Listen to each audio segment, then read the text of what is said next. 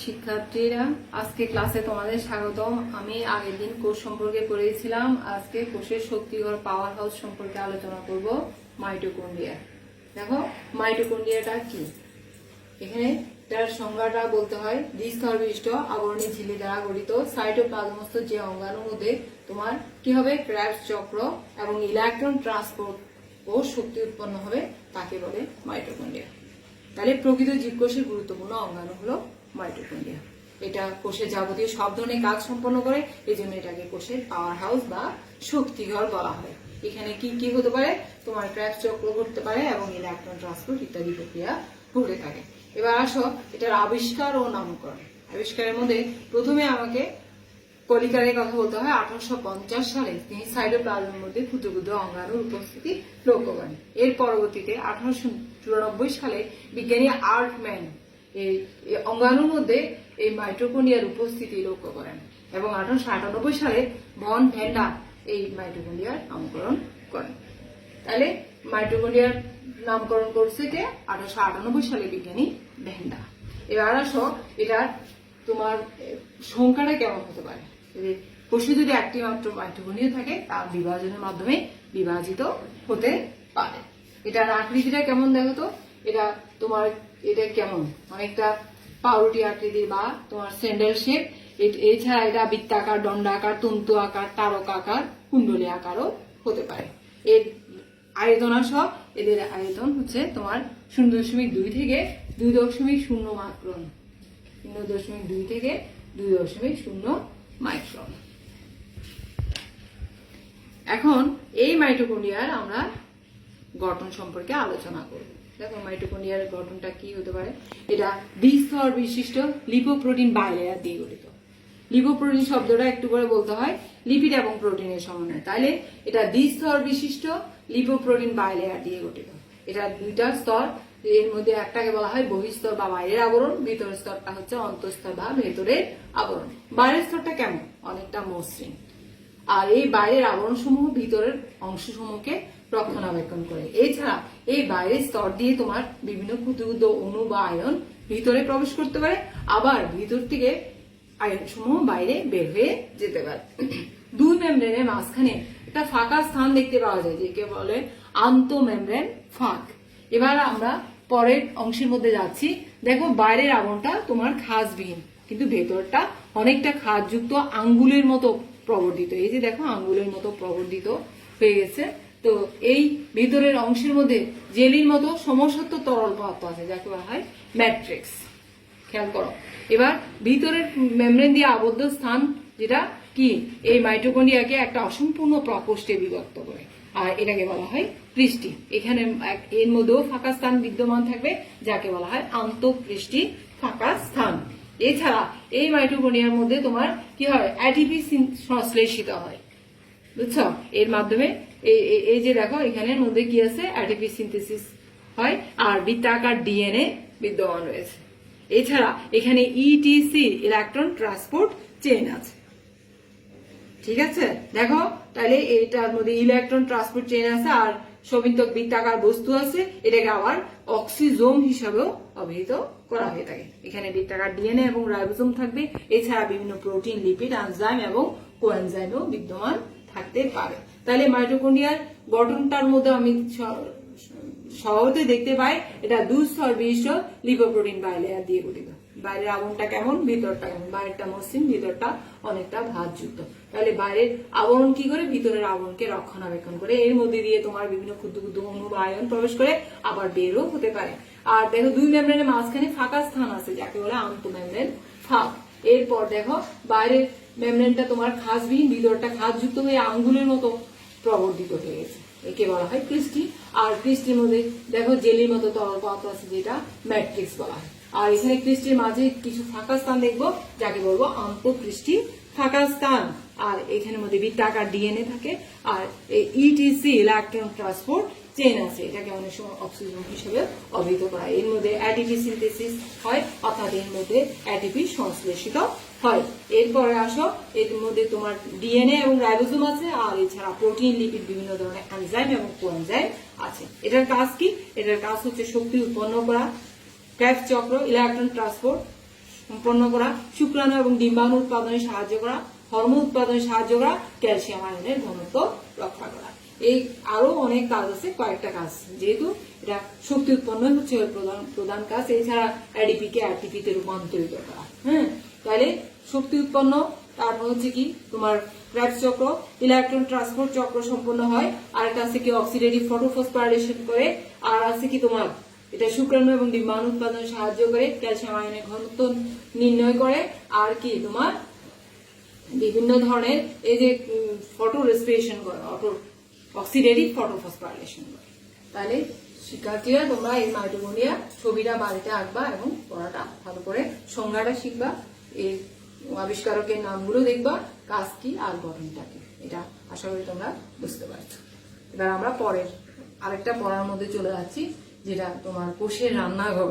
কোষের রান্নাঘর ক্লোরোপ্লাস্ট। কোষের শক্তি ও মাইটোকন্ড্রিয়া নিয়ে আলোচনা করেছিলাম, এখন আমরা প্লাস্টিক নিয়ে বলবো। প্লাস্টিকটা স্টোমা এবং গ্রানা সমৃদ্ধ ঝিল্লি দ্বারা সীমিত সাইটোপ্লাজমস্থ ক্ষুদ্রাঙ্গের নামই হচ্ছে প্লাস্টিক। এখানে দেখো স্টোমার ছবি আছে, এই যে ক্লোরোপ্লাস্টের ছবির মধ্যে আমরা স্টোমাকে পাচ্ছি, আর এইদিকে দেখো গ্রানা। তাহলে স্টোমা এবং গ্রানা সমৃদ্ধ লিপোপ্রোটিন, যেখানে লিপিড এবং প্রোটিনের সমন্বয় সাইটোপ্লাজমস্থ ক্ষুদ্রাঙ্গের নামই হচ্ছে প্লাস্টিক। প্লাস্টিক কয় রকম? 3 রকমের হয়। একটা হচ্ছে লিউকোপ্লাস্ট, একটা হচ্ছে ক্রোমোপ্লাস্ট, আর একটা হচ্ছে ক্লোরোপ্লাস্ট। লিউকোপ্লাস্ট কারা? লিউকোস শব্দের অর্থ হচ্ছে বর্ণহীন, যেখানে সূর্যের আলো পৌঁছে না সেসব অংশের মধ্যে এর উপস্থিতি হয়। যেমন উদাহরণ হিসেবে আমরা মূল, ভূমিমস্ত, কাণ্ড। আর এটা কেমন হতে পারে? এটা মূল আকৃতি হতে পারে, নলাকৃতি হতে পারে, অর্ধবৃত্তাকৃতিও হতে পারে। এবার আসো, এই লিউকোপ্লাস্ট আবার 3 রকমের। এটা একটা হচ্ছে অ্যামাইলোপ্লাস্ট, একটা হচ্ছে ইয়ালোপ্লাস্ট, একটা হচ্ছে অ্যালিউরোপ্লাস্ট। অ্যামাইলোপ্লাস্টটা কি? যেটা শ্বেতসার সঞ্চয়কারী উপাদান বিদ্যমান থাকে। আর আছে কি ইয়ালোপ্লাস্ট, চর্বি সঞ্চয়কারী। আর এরপরে আসো অ্যালিউরোপ্লাস্ট, এটা হচ্ছে প্রোটিন সঞ্চয়কারী। তাহলে লিউকোপ্লাস্ট 3 রকমের, অ্যামাইলোপ্লাস্ট, ইয়েলোপ্লাস্ট, অ্যালিউরোপ্লাস্ট। এবার আসো ক্রোমোপ্লাস্ট। ক্রোমো শব্দের অর্থ হচ্ছে রঙিন। তাহলে যেসব অংশ বর্ণময় সেসব অংশের মধ্যে ক্রোমোপ্লাস্টের উপস্থিতি। যেমন ধরো ফুলের পাপড়ি, এই যে ফুলের পাপড়ি, এখানে ক্যারোটিন এবং জ্যান্থোফিলের সমন্বয়ে এটা তৈরি হয়। এই এখানে বর্ণকণিকা বিদ্যমান থাকার কারণে এরা রঙিন হয়। আর এতে কি হয়? রঙিন হওয়ার কারণে পতঙ্গ আকৃষ্ট হয়, পরাগায়ন সহজতর হয়, ফল ও বীজের বিস্তার সম্ভব হয়। এবার আসো ক্লোরোপ্লাস্ট। তাহলে আমরা এখানে ক্লোরোপ্লাস্ট, যেটা কোষের রান্নাঘর, কিচেন অফ সেল বলা হয়, সেটা নিয়ে আলোচনা করব। তাহলে প্লাস্টিকটা একটু করে আবার বলে দিচ্ছি তোমাদেরকে সংজ্ঞাটা। স্ট্রোমা এবং গ্রানা সমৃদ্ধ লিপোপ্রোটিন ঝিল্লি দ্বারা সীমিত সাইটোপ্লাজমস্থ ক্ষুদ্রাঙ্গের নাম হচ্ছে প্লাস্টিক। প্লাস্টিক কয় রকম? 3 রকম, লিউকোপ্লাস্ট, ক্রোমোপ্লাস্ট এবং ক্লোরোপ্লাস্ট। আর এখানে লিউকোপ্লাস্ট 3 রকম, সেটা আগেই বলা হয়েছে। তাহলে দেখো, এই যে দেখো লিউকোপ্লাস্ট এবং ক্রোমোপ্লাস্ট ও ক্লোরোপ্লাস্ট। লিউকোপ্লাস্ট আর এই তিনটা আবার পার্থক্য দেখানো যেতে পারে। লিউকোপ্লাস্টটা কেমন? এটা হচ্ছে বর্ণহীন। আর এটা কেমন? এটা বর্ণময়, অর্থাৎ রঙিন। আর এটা হবে কি? সবুজ। এখানে কোনো পিগমেন্ট থাকে না। এটা কি? এখানে পিগমেন্ট থাকে, এখানে পিগমেন্ট থাকে। এটার মধ্যে কি হবে? মূলাকৃতি, যেমন মূলা, গাজর ইত্যাদি, নলাকৃতি বিভিন্ন, আর ঘূর্ণিমস্ত রূপান্তরিত হয়। এর কাজ কি? খাদ্য সঞ্চয় করা। ক্রোমোপ্লাস্ট এটা কি? এটা হচ্ছে রং ধারণকারী বস্তু, আর এটা পরাগায়নে সাহায্য করে, ফল ও বীজের বিস্তারে সাহায্য করে। আর ক্লোরোপ্লাস্ট এটা কি? সূর্যের আলোর অনুপস্থিতিতে প্রথমে এটা লিউকোপ্লাস্ট, তারপর ক্রোমোপ্লাস্ট, তারপর ক্লোরোপ্লাস্টে পরিণত হবে, অর্থাৎ এটা রং হচ্ছে সবুজ। তাহলে ক্লোরোফিল নামক সবুজ বর্ণকণিকা বিদ্যমান থাকার জন্য এটা সবুজ হয়ে যায়। তাই এই 3টা আমরা পর্যায়ক্রমিকভাবে পার্থক্যটাও করতে পারি। এবার আমরা ক্লোরোপ্লাস্টের মধ্যে যাচ্ছি। ক্লোরোপ্লাস্ট, সবুজ বর্ণের প্লাস্টিককে বলা হয় ক্লোরোপ্লাস্ট।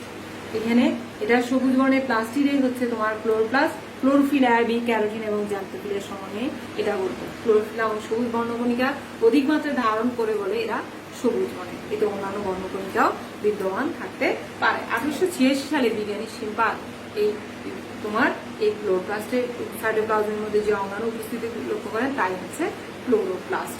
তাহলে দেখো, এই ক্লোরোপ্লাস্টটা কি করে?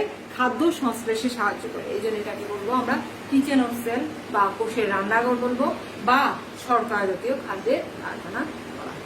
তাহলে সবুজ বর্ণের প্লাস্টিককে বলা হচ্ছে তোমার ক্লোরোপ্লাস্ট। এখানে কি আছে ক্লোরোফিল এ বি ক্যারোটিন এবং জ্যান্থোফিলের সমন্বয়ে এটা গঠিত। ক্লোরোফিল নামক সবুজ বর্ণকণিকা অধিক মাত্রায় ধারণ করে, এই জন্য এরা সবুজ বর্ণের হয়। এতে অন্যান্য বর্ণকণিকাও বিদ্যমান থাকতে পারে। কে আবিষ্কার করেন? 1886 সালে বিজ্ঞানী শিম্পার প্রথম আলোক অনুবীক্ষণ যন্ত্রের মধ্যে এটার উপস্থিতি লক্ষ্য করেন এবং এর নামকরণ করেন তিনি ক্লোরোপ্লাস্ট। এখন দেখো এই ক্লোরোপ্লাস্টের সংখ্যা 1 থেকে একাধিক। উচ্চ শ্রেণীর উদ্ভিদের ক্ষেত্রে এদের সংখ্যা 30 থেকে 40টি হতে পারে, নিম্ন শ্রেণীর ক্ষেত্রে এদের সংখ্যা আরো কম হতে পারে। উচ্চ শ্রেণীর ক্ষেত্রে এরা 30 থেকে 40, নিম্ন শ্রেণীর ক্ষেত্রে এদের সংখ্যা আরো কম হতে পারে।